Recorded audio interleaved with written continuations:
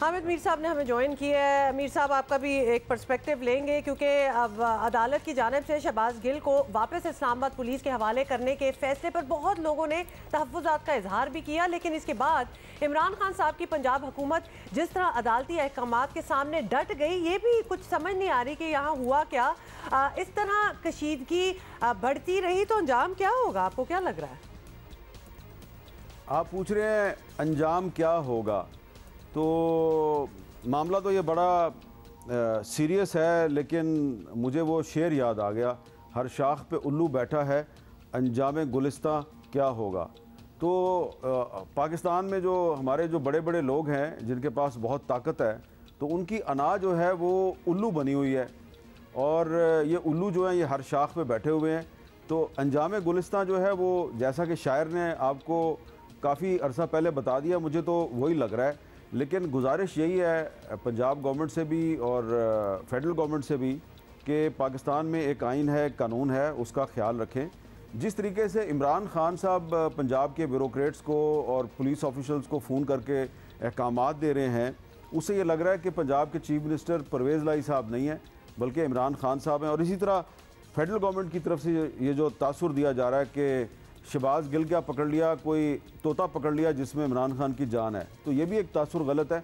तो जो आइन और कानून कह रहा है उसके मुताबिक चले, वरना ये जो सिचुएशन है, अगर ये इस पर काबू ना पाया गया तो आने वाले 3-4 दिन जो हैं वो बहुत हंगामा खेज हो सकते हैं। अगर अदालती अहकामात के सामने कोई भी डटेगा, चाहे वो इमरान खान हो या कोई भी हो, फिर कंटेम्प्ट ऑफ कोर्ट भी लग सकता है। अच्छा, दूसरा मीर साहब कह रहे हैं कि लगता यही है कि इमरान खान है वज़ीर आला पंजाब के और परवेज़ इलाही नहीं, लेकिन परवेज़ इलाही हमारे शो पे आके खुद कह चुके हैं भाई मैं ही हूँ, हालांकि पूरे मुल्क को वैसे कुछ और ही नजर आ रहा है। हामिद मीर साहब हमारे साथ मौजूद हैं, हम शहबाज गिल वाले मामले पर गुफ्तगू कर रहे हैं। मीर साहब, अब शहबाज गिल दोबारा पुलिस के हाथ लगेंगे तो ये खर्चा तो सर्टनली है कि उन्हें तशद्दुद का निशाना ना बनाया जाए, और इस पर सबको तशवीश होनी भी चाहिए। लेकिन तहरीक इंसाफ उनके बयानात से ऐसे लग रहा है कि इस मामले से ज़्यादा इस बात पे परेशान है कि भाई इनको तशद्दुद करके इमरान खान के खिलाफ कोई बयान लेने की कोशिश की जा रही है। तो आपको इनके तहफ़्फ़ुज़ात में वज़न नज़र आता है, और मतलब ये बयान वाले मामले पे ज़्यादा वरीड हैं PTI वाले?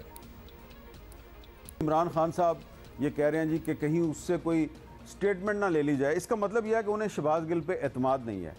तो जो पॉलिटिकल वर्कर होता है उस पर एतमाद करना चाहिए। देखें ना, ये शहबाज गिल साहब पे 124A लगी है, सेडिशन, बगावत का मुकदमा है। ये सेम यही 124A जो है वो जवेद लतीफ़ साहब पे लगी थी, जो आज फेडरल मिनिस्टर हैं। तो जवेद लतीफ़ साहब जो है उनका 14 दिन का जिस्मानी रिमांड लिया गया था और वो दे दिया गया था, और उनके साथ भी वही कुछ हुआ था जो शहबाज गिल साहब के साथ हुआ है। लेकिन उन्होंने खामोशी से तशद्दुद भी बर्दाश्त किया और अदालतों में पेशियां भी भुगतते रहे और फिर अल्टीमेटली रहा हो गए। और शहबाज गिल साहब जो है उनका सिर्फ 2 दिन का जिस्मानी रिमांड हुआ है और 2 दिन का इस्लामाबाद पुलिस को और मिला है। तो जिस तरीके से PTI रिएक्ट कर रही है, तो मुझे लग रहा है कि शायद उनको शहबाज गिल साहब पे इतना एतमाद नहीं है। अच्छा मीर साहब, अब ये तो एक केस है जिसकी हम बात कर रहे हैं, शहीदों से मुतालिक ट्वीट्स का मामला भी है, तहरीक इंसाफ ममनुआ फंडिंग मामले में FIA से ताउन से इनकार भी कर चुकी है। ये सब देखते हुए आपकी ज़ाती राय या मालूमात जो हैं वो जानना चाहेंगे कि क्या इमरान खान को गिरफ्तार किए जाने का कोई चांस है? देखिए, आपको याद होगा कि शहबाज शरीफ जब मुल्क के वज़ीर आज़म हैं, जब वो वज़ीर आज़म नहीं थे तो उस वक्त भी FIA नैब जो भी उनको बुलाता था वो उसके सामने पेश होते थे, और फिर जब वो वज़ीर आज़म बन गए तो उसके बाद भी वो अदालतों में पेश हुए और FIA के सामने भी पेश हुए। अब इमरान खान साहब जो हैं वो उन पर मुकदमात दर्ज हुए थे 25 मई के बाद, तो वो अदालतों में ज़मानत के लिए तो पेश हुए, लेकिन FIA के सामने वो पेश होने से इनकार कर रहे हैं। कानूनी नुक्ता निकाला उन्होंने कि FIA की जुरिस्डिक्शन नहीं है कि वो इलेक्शन कमीशन के मामले में मेरी जवाब तलबी करे। मेरा एक ख्याल है कि अगर वो समझते हैं कि उन पे जो चार्जेस हैं वो फेक हैं, गलत हैं, तो उनको ये जो कानून नाफिज करने वाले इदारे हैं इनके सामने पेश होना चाहिए। अगर वो पेश नहीं होंगे तो मेरा ख्याल है कि वो अपना केस ख़राब करेंगे। और जिस तरफ हालात जा रहे हैं, आप तो बार बार ये कहते हैं ना कि आजकल इमरान खान साहब की पॉपुलैरिटी बहुत बढ़ रही है, तो मैंने भी ये बात एक ऑफिशियल से पूछी कि भाई उनकी तो पॉपुलैरिटी बहुत बढ़ रही है, तो ये क्या कर रहे हैं आप उनके साथ?